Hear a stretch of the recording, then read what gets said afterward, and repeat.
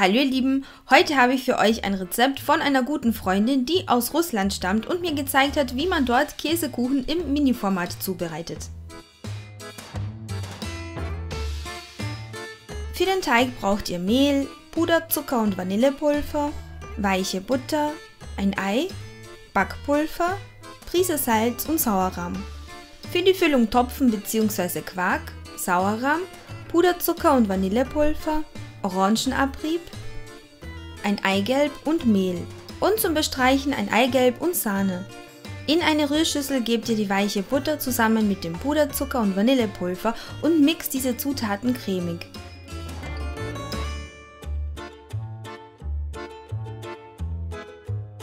Fügt das Ei hinzu und mixt weiter, bis die Zutaten sich miteinander verbunden haben.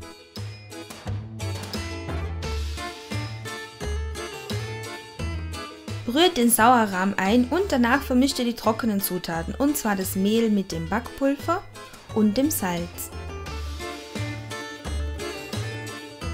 Das Mehl gebt ihr nicht auf einmal hinein, sondern in 2 bis 3 Touren.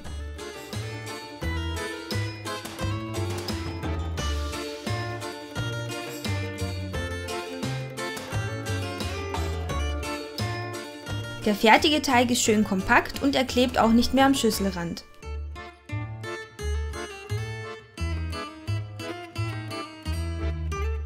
Er klebt auch nicht an der Arbeitsfläche, wie ihr seht, also wenn er so aussieht, habt ihr alles richtig gemacht.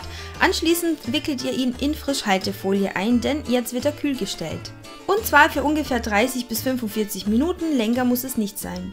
Kurz bevor ihr den Teig aus dem Kühlschrank nehmt, bereitet ihr die Füllung zu. Dafür gebt ihr den Topfen in eine Rührschüssel zusammen mit dem Sauerrahm, fügt Puderzucker und Vanillepulver hinzu, Orangenabrieb, das Eigelb und Mehl.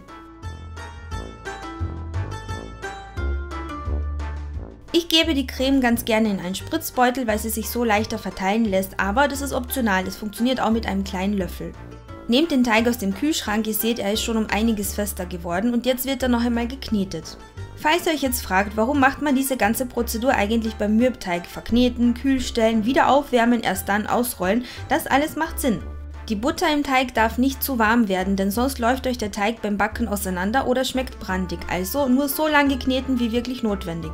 Nach dem Kneten rollt ihr ihn auf einer leicht bemehlten Arbeitsfläche ungefähr 2 bis 3 mm dick aus. Jetzt werden Ringe ausgestochen, entweder mit einem klassischen Ausstecher oder einem Glas.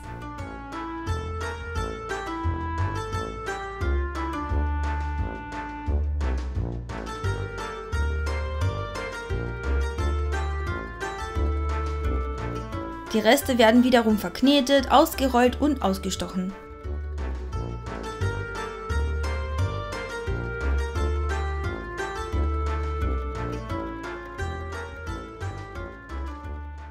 Auf die Hälfte eines jeden Kreises spritzt ihr jetzt die Füllung, nicht zu viel und auch nicht zu wenig. Klappt die obere Hälfte um und legt sie auf diese Weise in ein Backblech, das ihr mit Backpapier ausgelegt habt.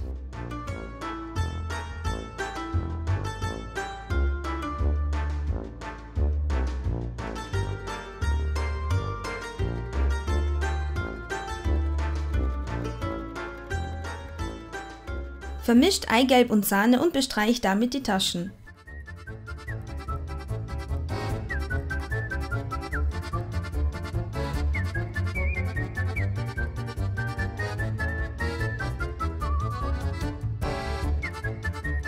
Backt sie im vorgeheizten Backofen bei 180 Grad Ober-Unterhitze ungefähr 25 Minuten lang. Danach lasst ihr sie auskühlen und bestreut sie mit Puderzucker.